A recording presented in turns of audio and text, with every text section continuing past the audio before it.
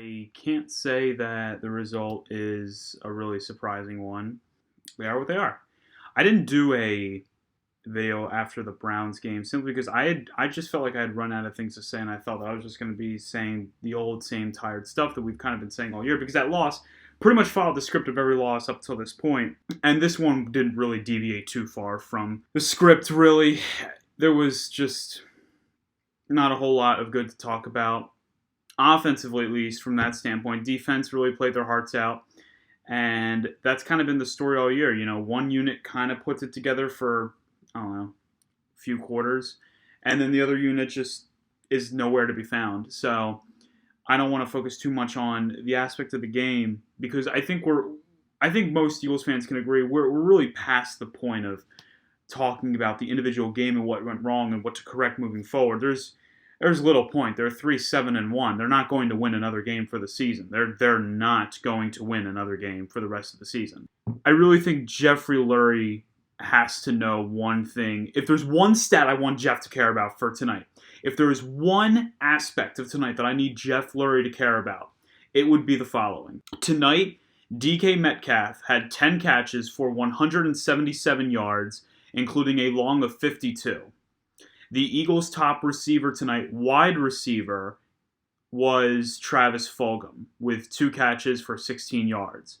The second-round pick from the 2019 draft that was taken ahead of DK Metcalf did not suit up. You all know where I'm going with this.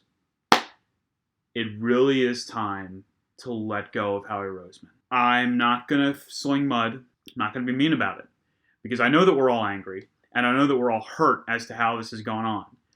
But it's time. And I'm really hoping that Jeff sees that tomorrow morning, because that is inexcusable. And I don't want to pile on Jalen Reagor. I know that he takes a beating on social media, and I've got a whole thing about Eagles fans that I'm planning on. But I go back to that draft when we picked Reagor, and I do like Jalen Reagor, and I believe that he has a place somewhere on this team. Maybe he's not a number one receiver. He very well might not be. But what I will say about Jalen Reagor is he was not the pick the Eagles should have taken. And the media knew it, and most of the fans knew it, I felt like. At least people, that I talked to, and my family and my friends that I talked to felt like we knew it. There was a guy that had caught 100-plus passes in the SEC. The SEC, what are they known for? Are they known for offense? No, they're known for defense. And this guy caught 100 passes. Stop it with the whole he played in the slot thing. If anything, that's even more impressive. So you mean he was going through the heart and through the teeth of defenses, and he was still making catches like this? Stop. The obvious pick was Justin Jefferson. They picked Jalen Reagor. Jalen Reagor's having a rookie season. There's room for growth. I'm not saying that he can't be a good player moving forward. Justin Jefferson is proving that he can translate his game to the NFL level. It's another miss.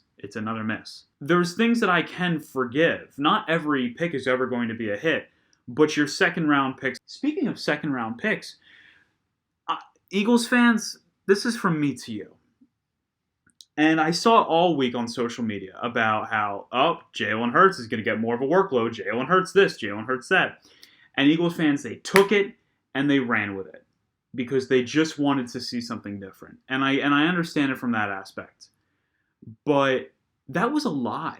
I'm not saying the reporters weren't told that. I'm saying, though, it's a lie. The Eagles never hold up their end of the bargain. Whenever they say something, assume the complete opposite. Why would you assume that Hurts was going to play more? What did he had shown? What did the Eagles' game plan over the last number of weeks show you that thought, they're going to work him more in tonight? Why would they work him more in tonight? They lie about almost everything they do.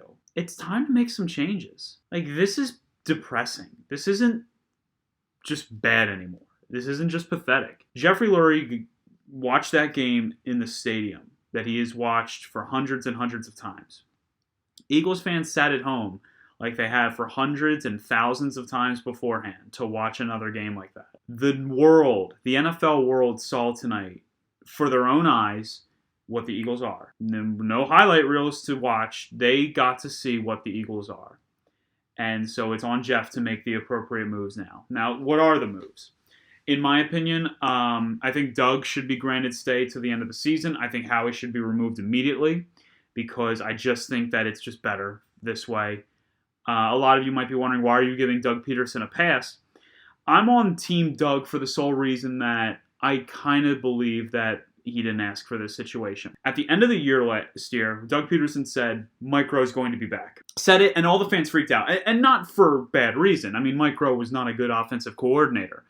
And then a day later, Mike Groh was gone. It's easy to point the finger and look at Doug and be like, look at how bad this team is. It's all because of him. Doug doesn't have this team. Doug has really, I don't know how much say he does have over this team. Maybe he has the play calling for sure, but he doesn't have a mind that he respects. And I pointed this out before in a previous video about how he doesn't respect guys like Deuce Staley or Press Taylor. And it shows. And the problem is with that is Doug needs an offensive coordinator that has just enough experience where he can at least lean on that guy and respect that guy, and they can kind of bounce creativity off of each other. Doug doesn't get say of the draft picks. Doug doesn't get say over his own staff, apparently. And before any of you, he picked guy. Like, he defended the move to keep Press Taylor as the passing game coordinator. If it were up to him, Mike Groh would have been back this year. So he clearly didn't want Press Taylor as his passing game coordinator. So stop it with that. Aaron Moorhead is a wide receivers coach. I don't know. I'm not seeing anything different. I guess we're dropping the ball less, I guess. But other than that, I mean, maybe it's just a lack of talent. I'm not sure. Jim Schwartz, I had a nice little bit planned for him, but the defense played as well as they did tonight. So Jim, he kind of stays off my chopping block for now. I think Deuce Staley has run his course in Philadelphia.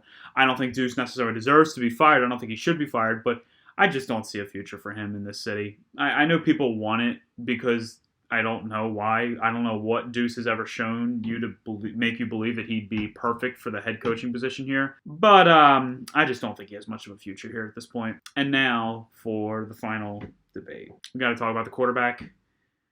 As I see it, you have a couple options. And I don't want to go to Trey Lance. I don't want Trey Lance from North Dakota State. I just don't think it's going to work out. The first option for Carson Wentz, if you decide it's time to move on, look, the only guy I want in this draft is Trevor Lawrence. It's the only guy I want. Now, obviously, the New York Jets will most likely have the number one pick. I have seen crazier things happen. The Jets have the most amount of cap space in the second most amount of cap space in football.